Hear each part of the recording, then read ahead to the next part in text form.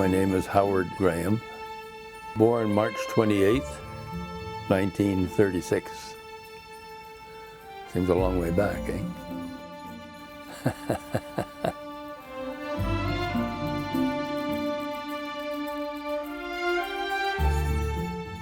I can remember from, I'd say, the age of 3. Very faint. I can remember my grandfather Alexander being bedridden before he passed away.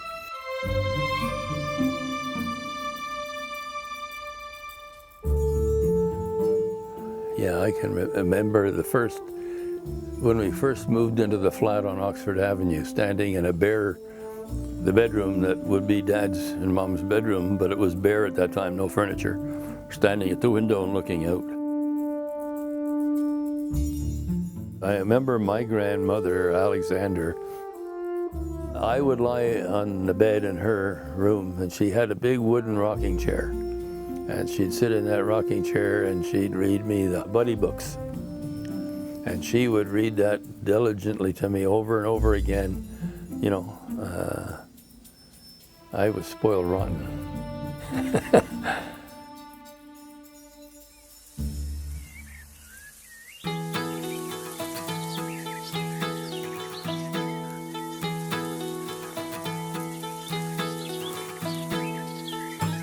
We spent so much time traveling to the farm. Every weekend, almost, we were at the farm. Because that was where all the hub of the family was, on the farm. Well, aside from working for my uncle there in the summertime, and they'd play all kinds of tricks on me, the city cousin.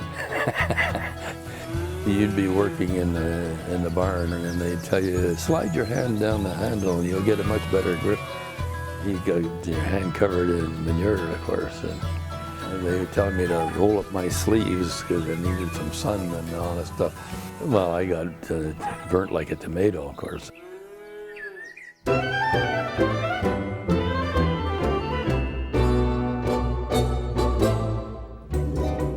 I remember going into the living room on Oxford Avenue. I had just passed my driver's test for my license and throwing the license on the floor in the living room and saying to my mom and dad, what the hell use is a license if I've got nothing to drive?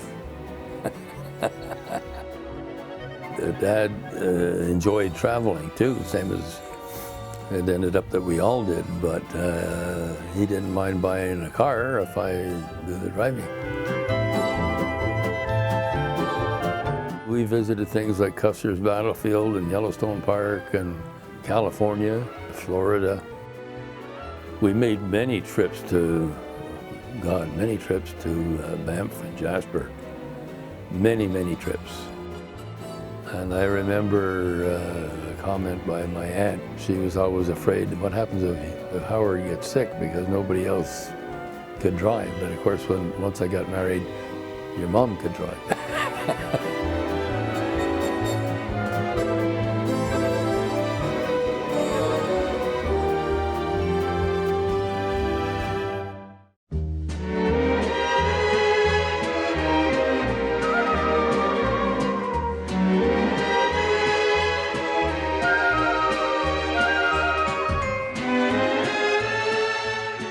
I used to ride the bus, of course, back and forth here from Chateauguay to Montreal. And I remember riding the bus and noticing this rather attractive young lady, and I saw her pretty well every day. And I was reluctant to talk to her until one day my boss, he had a lot of backed up paperwork that had to be filed. So he called the district office and he asked if he could borrow one of the girls from the district office to come down and do some paperwork for him for a week or so. Actually, lo and behold, in walked this beautiful young lady. So I promptly went out and got a shoe shine and a haircut. And then we started to introduce ourselves to one another and to talk, and then we started going to the steakhouse on Mansfield Street there, and then movies, and from there it progressed until in 11/6/66, we became a pair. And it's the best thing that ever happened to me.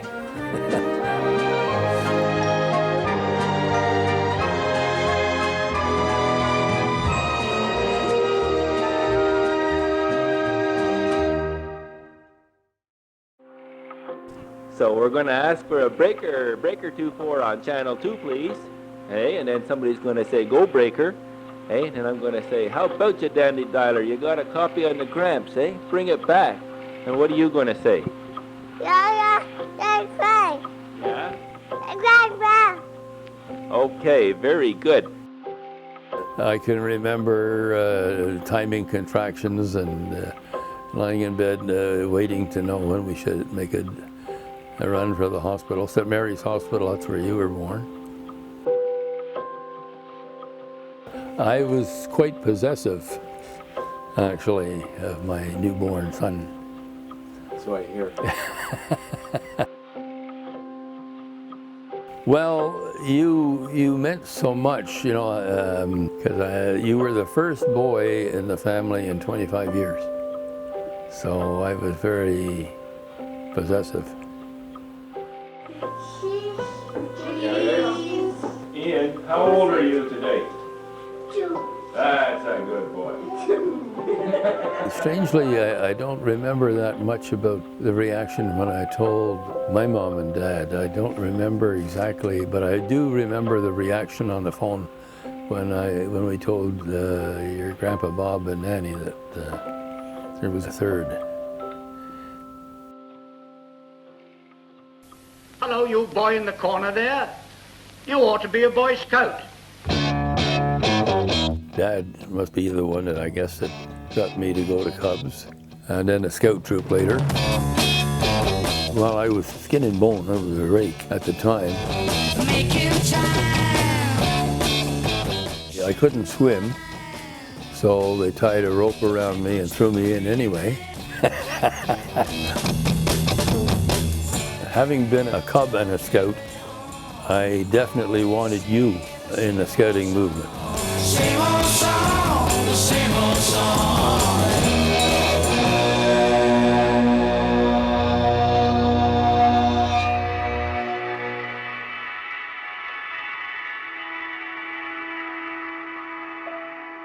I would say that the canoeing was the highlight of my time with scouting. And to do that today would be virtually impossible. And that only took place because we had 5 leaders all together at the same time that had an interest in canoeing. You could go to Algonquin Park 10 years in a row and never cover the same route twice. You know, I mean, you might, for the first 5 miles or so, you might be on a common route. But then you'd leave all your sightseeing paddlers behind, and you got only serious trippers from that point on.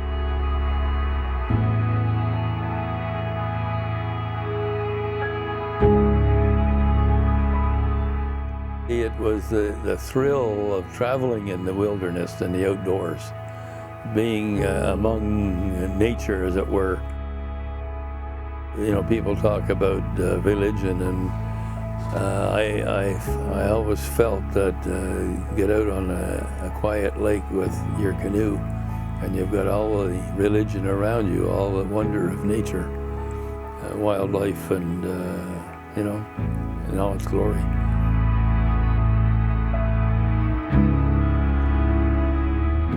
I look at the calendar, okay? The calendar of life, let's say, and you know what the average life expectancy is. But the thing I feel is, don't dwell on the calendar. How do you feel today? What do you feel like doing today? Let's just feel it and do it. You know? Never mind what the clock says, because if you do, you're just going to sit around wasting your time.